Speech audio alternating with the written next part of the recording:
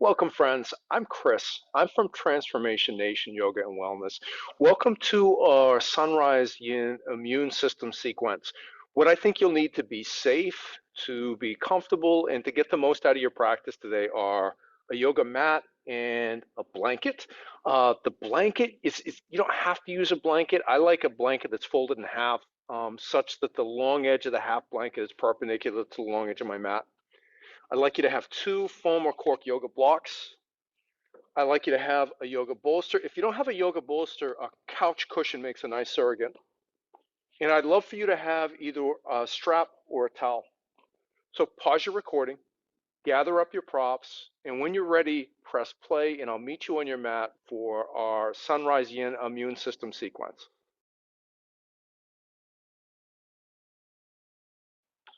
All right, friends, so this is a little bit outside of the box, probably no surprise. What I have in mind for today is an immune system sequence. So you might be anti-vax, you might be pro-vax. I've got an opinion. I'm sure you've got one too. Whatever it is probably strong. Mine is pretty strong.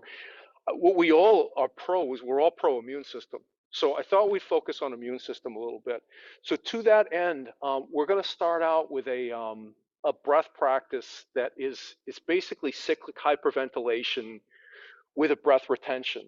You may have heard of Wim Hof, who quite famously fought off this viral infection in a laboratory setting when it was injected in using a really similar breath technique to this. So what it will look like, it'll be 3 rounds of 30. I'll call for a full and complete inhale, and I'll give you a sense of time here. I'll tell you to breathe out, and we'll keep moving through that for 30 breaths. And then with the breath retention, we're going to use a yoga muscular, it's an energetic lock, but we engage the muscles. It's called Jalandhara. It's a chin lock. So I'll ask you to drop your chin towards your chest, lift your chest up towards your chin. And with the empty lungs, it's going to be a long hold. So what I'll tell you is if you get uncomfortable in a long hold and it's called breath hunger when the carbon dioxide starts to build up, it triggers this urge to breathe. So if you've ever been swimming and you dove really deep down and then you get this, like the body tenses up, eyes get big, that's the breath hunger. Feel free to breathe. With this breath, it's sympathetic nervous system activating. So it's vasoconstricting. So I would expect increased blood pressure, increased heart rate, maybe a change in your body temperature. If any of that happens, it's all super normal. If you get lightheaded and you start to question, like, what is he doing to us here? Just come back to a comfortable, natural breath. It's just fine, no problem. So the breath itself, inhale through your nose. The exhale could be through your nose or your mouth. So it might look something like this.